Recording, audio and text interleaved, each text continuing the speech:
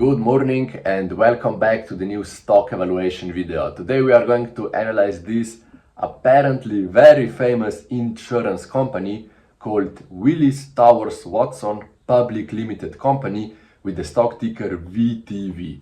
For example, bro, I never heard about it, so it seems interesting. Let's take a look if we should also add it to our own portfolio, okay? Now, as always, we are going to analyze Willis Towers using this little Canva presentation that I prepared right now here. So let's begin, okay? First, why should you even listen to me? Let's begin with that, because you randomly found me on the internet. So my name is Yasha and I help young men from middle class invest in the stock market and help them actually make some money doing that, okay? We are in the middle class, we are young, we are not rich, and I figured out how to do that. So if you are interested in that, click the first link in the description now and I will teach you everything about it, okay? Now let's begin with the actual analysis. This is going to be very simple, straightforward and beginner friendly. Grab your pen, grab a piece of paper, write some things down. I don't want to waste any more time from you, bro, and let's begin, okay? First of all, as a complete beginner, you should generally care about the following 6 things whenever you analyze a stock.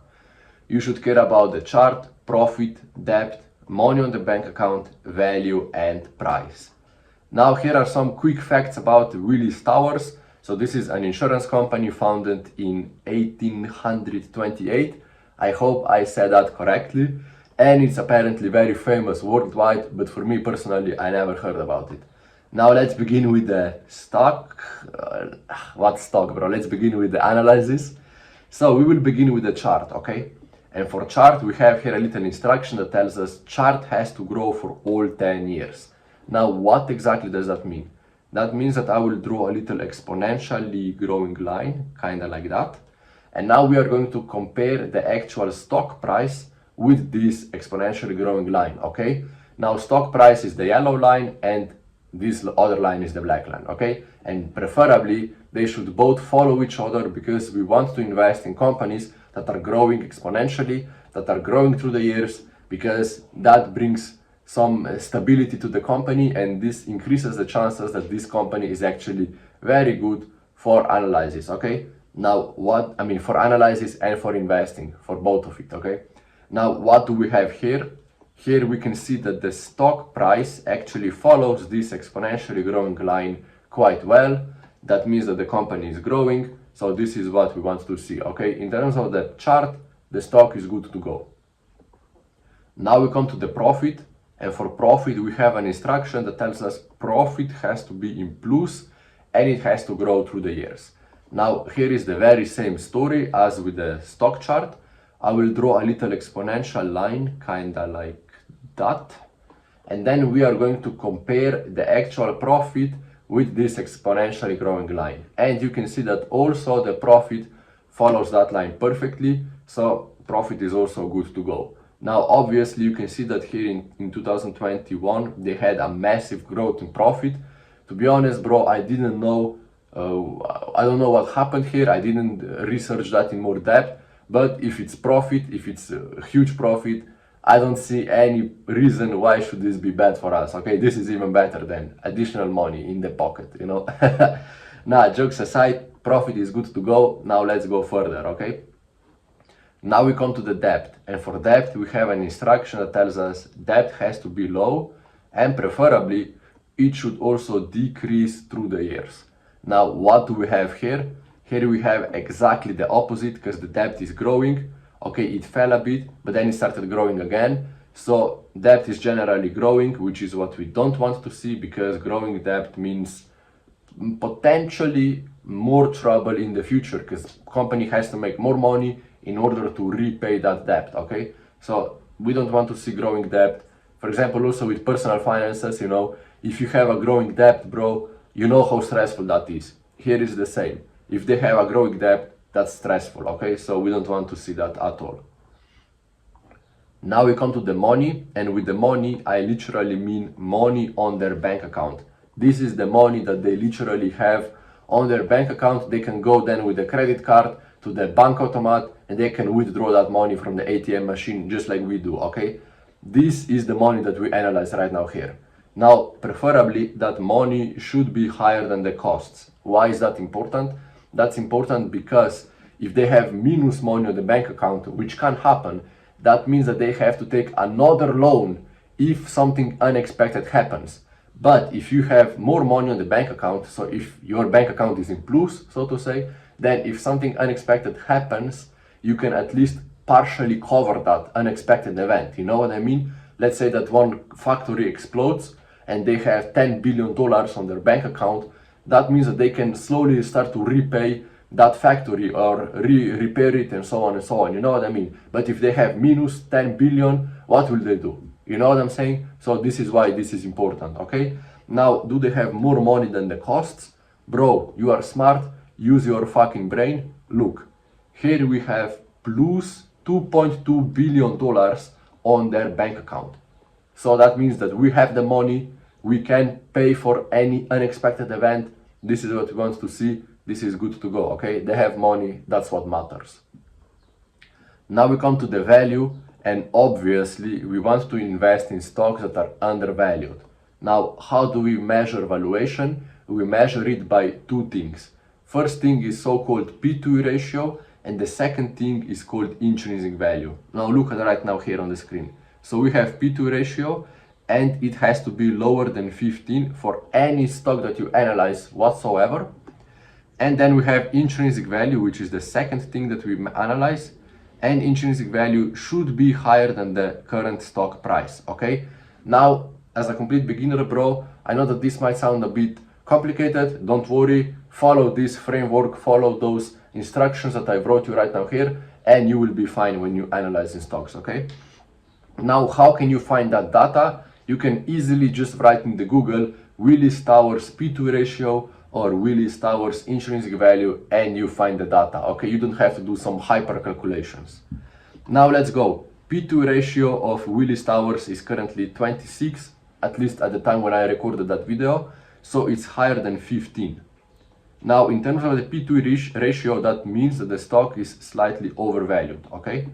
And now we come to the intrinsic value, and here I want to have your full attention, okay? Because this is important.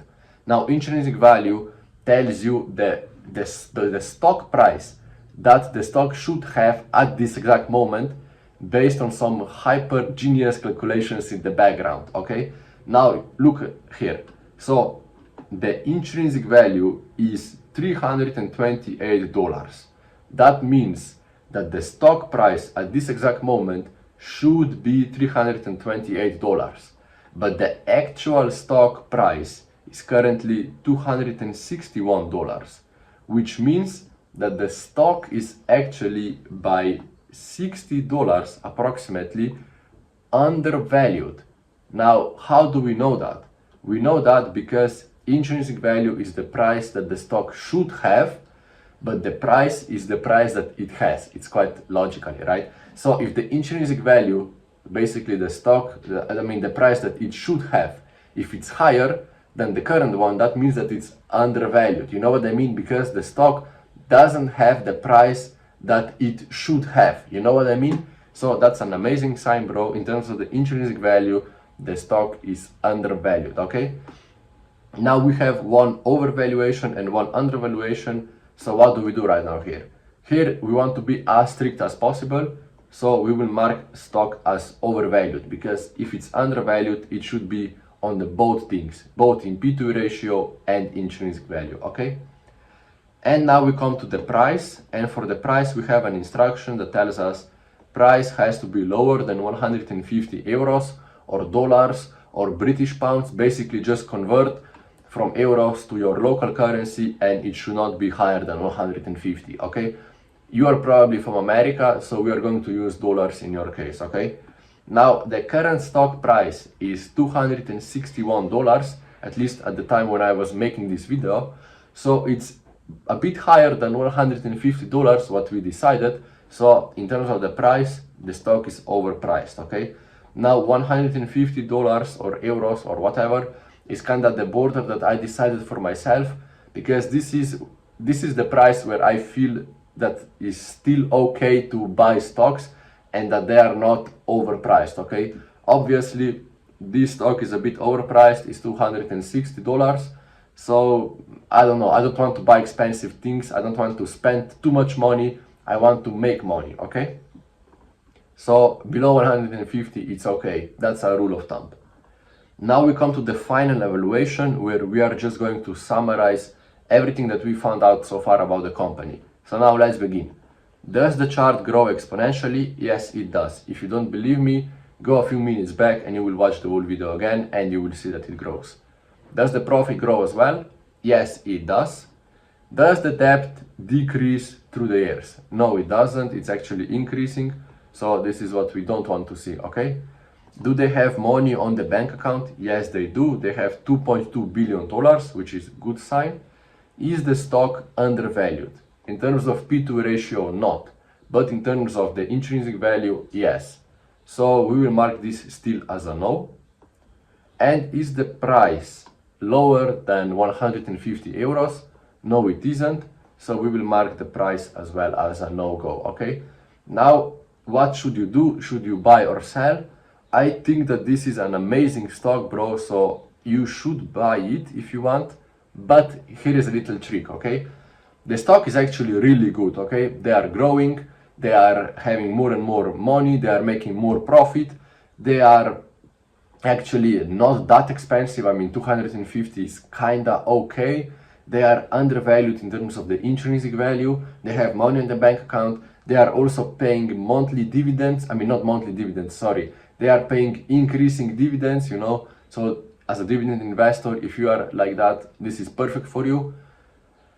But still, bro, I don't know, like I don't have that feeling, you know, in your body when you are like, okay, this is an amazing stock, I want to own it, you know. For me, I think that it's a bit too expensive and also it's a bit overvalued.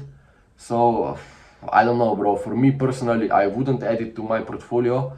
I don't know, I just don't have that amazing feeling. I don't know how to explain that, bro. I hope you understand me.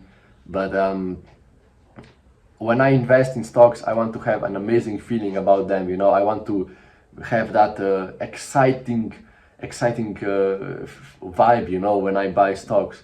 So for me here, bro, I don't know, I think that I wouldn't buy it personally. Otherwise, bro, if you are interested in that, it's an amazing stock.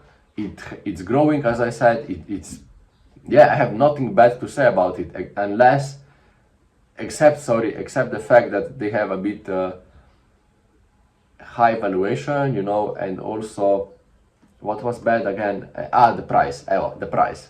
Those are the only two problems that I would have with this company, okay? Now, if you are interested in more about stock market, bro, click the first link in the description. Otherwise, click subscribe and join me on this amazing journey by getting rich on the stock market. Do the hard work and see you on top of the world.